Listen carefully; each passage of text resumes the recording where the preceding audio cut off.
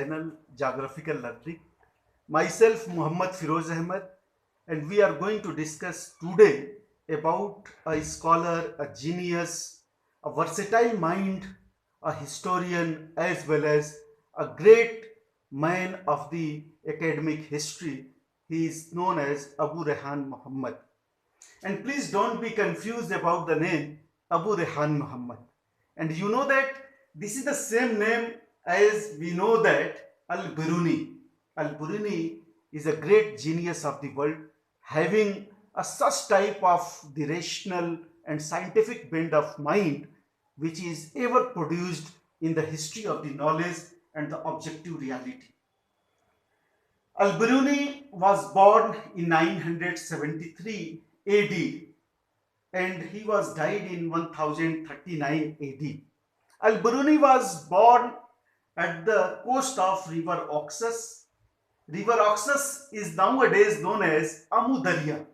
This is the river of Central Asia which flows in the Aral Sea, and he belongs to the city of Khwarizm, and it's the same place where the Ibn Sina has lived.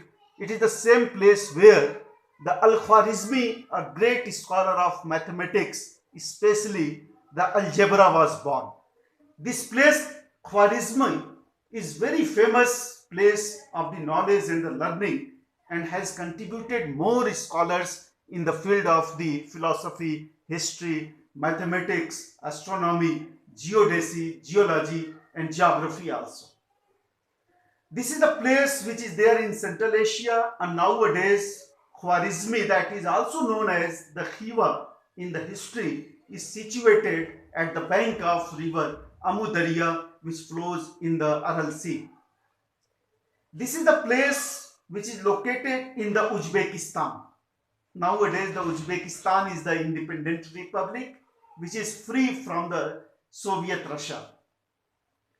This Abu Rehan Al-Muhammad is known as Al-Biruni in the history, and because of his the knowledge and wisdom, and because of his intellectual bent of mind and his contribution in the various field of the knowledge, either mathematics, geodesy, geomorphology, climatology, as well as the astronomy, astrology, and the algebra and the different branches of the science, medicine, because of his contribution in the various field of the knowledge, the 11th century of the time or the history is known as the century of the Al-Biruni.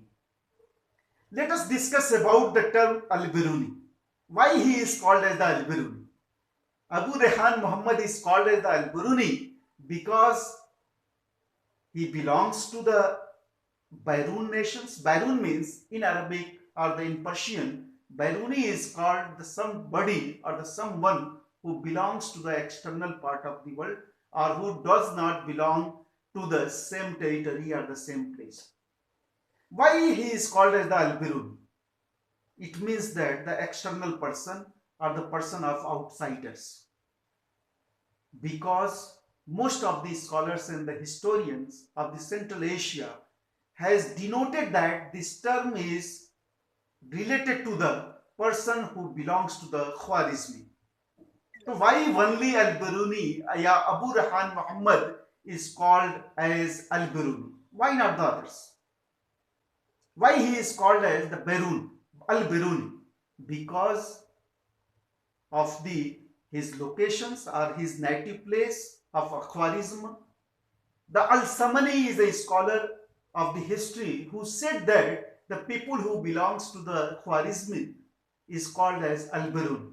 Then the question arises, why not the Ibn Sina who lived in the Khwarizm should be denoted or should be called as Al-Biruni? Why only Abu Rehan Muhammad was called as Al-Biruni? Then there is another scholar or historian who has dealt with the history of the nations of the Central Asia, has called that the persons who lives in the outside of the suburban areas or the outside of the Khwarizm near the boundary of that city were called as the Al-Biruni. and it might be true that Al-Biruni belongs to the suburban part of the city Khwarizm, and he lived about 23 years of the age in the city Khwarizm of the Central Asia. This city has the greater traditions of knowledge, just like the school of Miletus school, or the school of Aina, or the school of Baghdad, or the Syria, or the school of the Sham. Then we have to inquire about the early history or his childhood of the of scholar Al-Biruni. Al-Biruni has not written any autobiography. That's why it is tough to determine about the life and living conditions of Al-Biruni in his childhood. However, few of the references are there which explains about the early history of the Abu Rehan Muhammad, that he has got the education from the madrasa and the maktab. That's why he belongs to the traditions of the Arabic knowledge and the Arabic level of the knowledge and the Arabic understanding and Arabic learning through his childhood. However, this scholar has got the education in the whole time of his life and the whole period of life. He was the man of the dedications. He has dedicated all his life towards the knowledge, towards the learning, and he wants to know everything under the sun. He wanted to know about the stars and the sun. He wanted to know about the soil and the geomorphological process of the river erosion. This scholar has the great curiosity and the wonder about all the physical conditions of the environment and the human conditions of social life. He was the scholar who was the great admirer about the Indian arithmetic and the Indian philosophy also.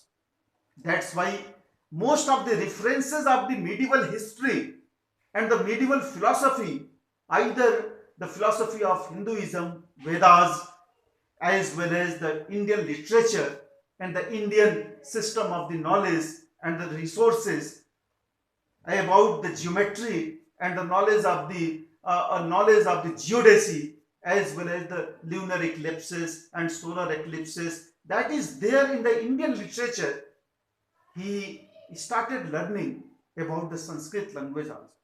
Although he was the expert of the Persian language, Greek language, as well as he was the expert of the Syriac language, that is the language which is spoken in the Syria.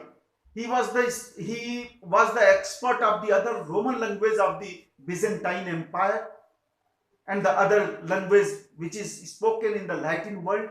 That's why he grasped the ideas as well as the knowledge which is scattered in the different books and the literature written in the different form of the language and the different form of the literary style and the literary scripts of the world. He grasped the knowledge and absorbed each and every elements of the knowledge about the solar system as well as the celestial sphere, and he tried to measure about the angle and determinations of the locations of the stars from the earth's surface. Wherever he has visited, either at the place of Kannauj, either at the place of Mathura, either at the place of the Ghazna or the places of Central Asia, he measured about the length of the day and the night, as well as the length length between the different celestial bodies towards relations to the earth's surface. That's why he is also called as the great scholar of geodesy and astronomy also. This was the scholarship of the great traditions, where he has written many books over the various fields of the knowledge. In terms of the books which is written in the field of geography, we can determine about his book that is known as Kitabul Hind, Tahqiqul Hind, Kitabul Sayyadna, Kitabul Jamakir, as well as Kitabul Ataharul al-Bagiya, Tarikhul Hind, and Qanun al-Masudi.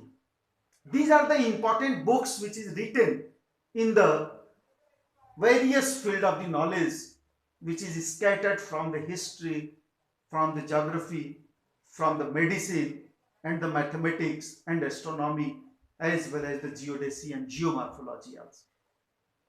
In the book of Qanun al-Masudi, which is known in English as the Canon of King Masud, he has dealt with the different nature of the universe, how the universe has been originated, how the celestial sphere has been evolved, what is the galaxy, what is the zodiac, and what is the nature of the earth with relations to the other celestial bodies of the universe. In that respect, he has concluded that the earth's surface revolved over the earth's surface is situated on its path with the obliquity, which is oblique in nature. There are the 23 and 35 minutes angle with respect to the axis of the earth's surface. And he was nearly true, because the other scholar, even the Greek and the Roman scholar, has measured that angle of the incidence of the earth with respect to their axis is 24 and more than 24 degree. In that terms, Al-Biruni is right in terms of the modern established truth and the modern established knowledge.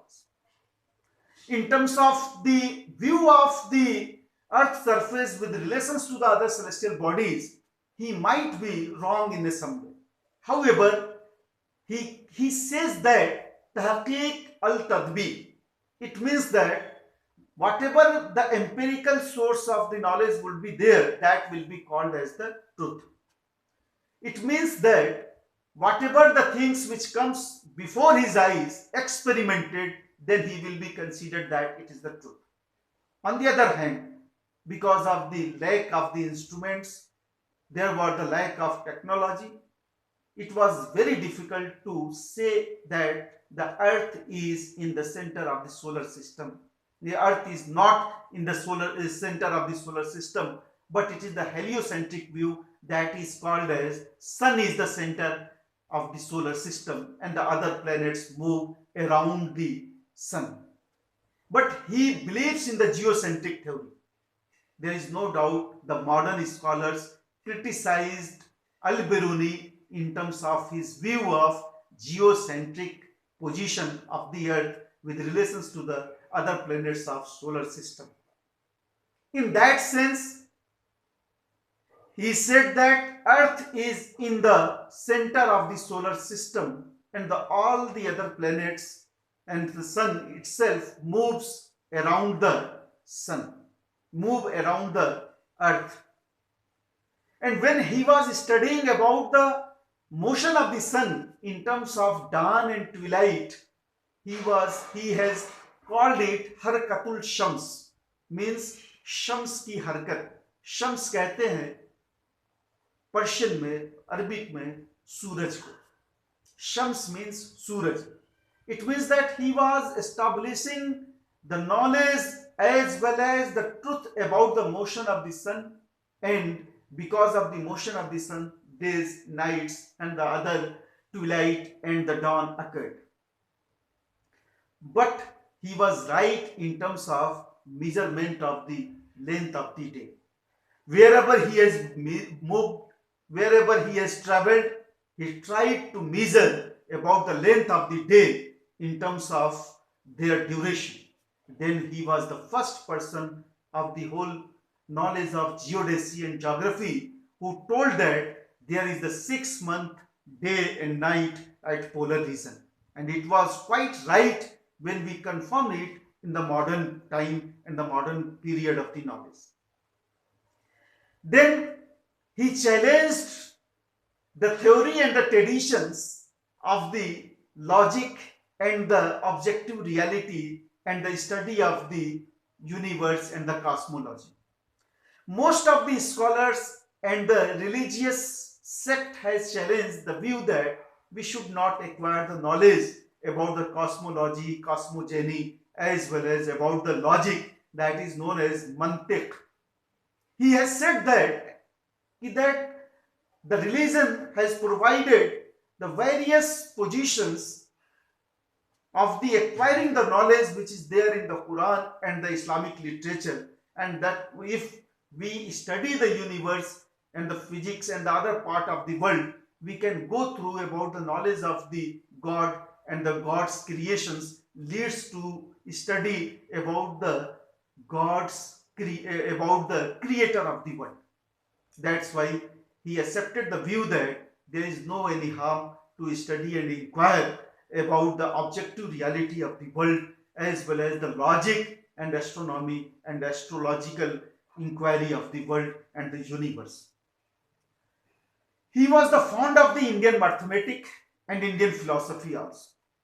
In the book Kitabul Hind, as well as in the book Risala, he has established the knowledge of the Indian philosophy, the Vedic knowledge, and as well as the Brahma Siddhanta, Surya Siddhanta, and the other part of the knowledge of the prevailing world in India.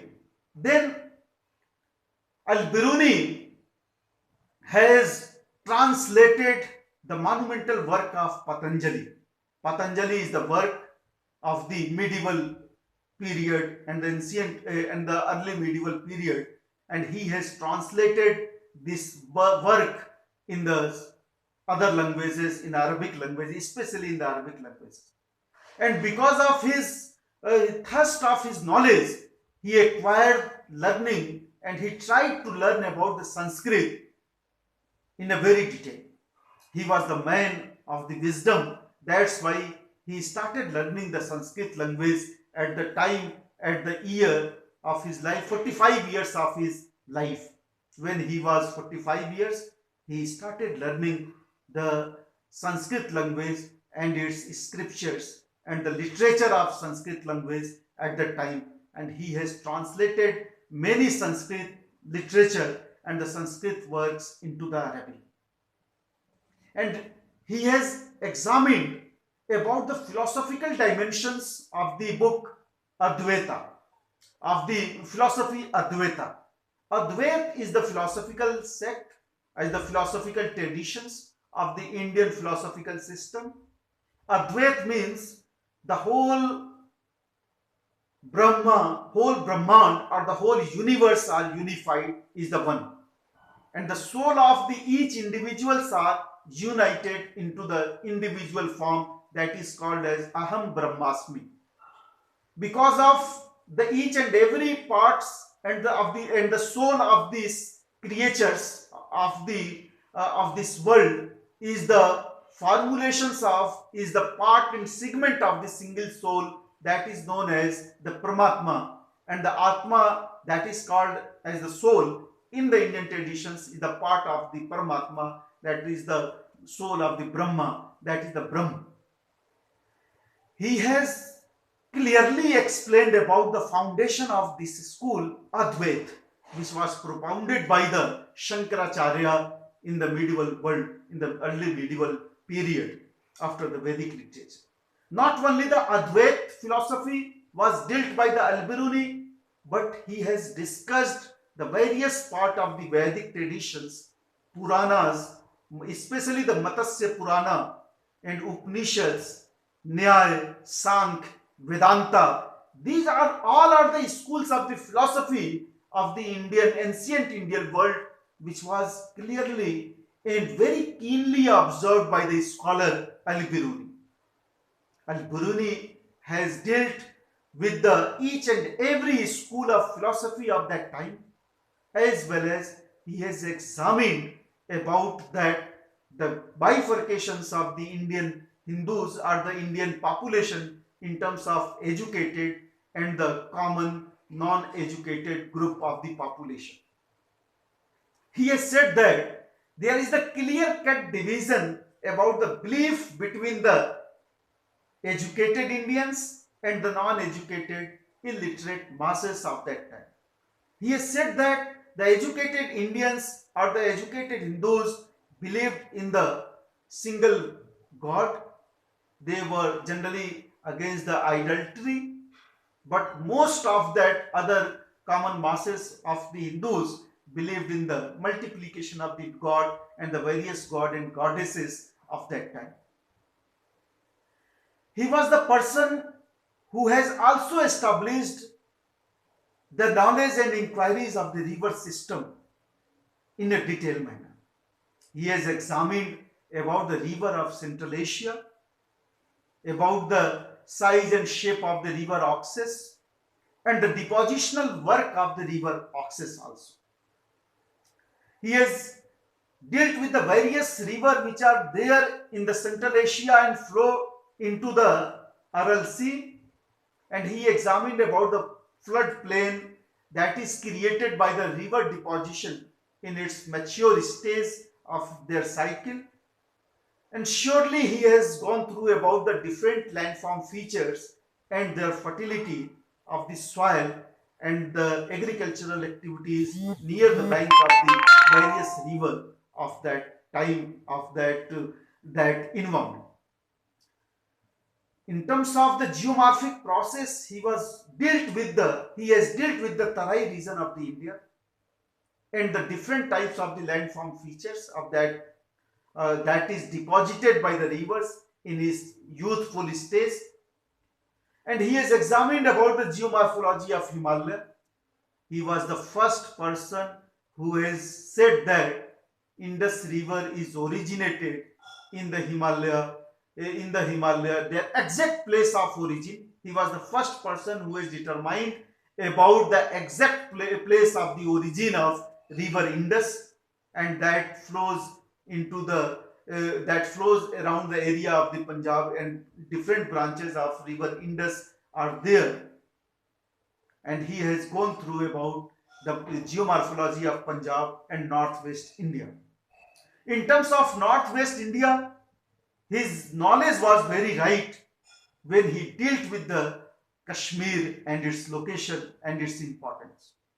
He says that the Kashmir is the valley region of just like a plateau type of the shape, which is between the mountain ranges, and the Kashmir is dominate. He has divided the Kashmir and its settlement and has says that this settlement and its western part is dominated by the Muslim population, and the south and the southeastern part is dominated by the Hindus population. He has dealt with the Gilgit, Baltistan, as well as the northwest frontier province of the India in terms of their geomorphological locations, as well as the landform features and its positions over the areas of the globe. He has talked about the Himavant. Himavant is called as the Himalaya in Sanskrit literature, and probably he draws this term from the Matsya Purana.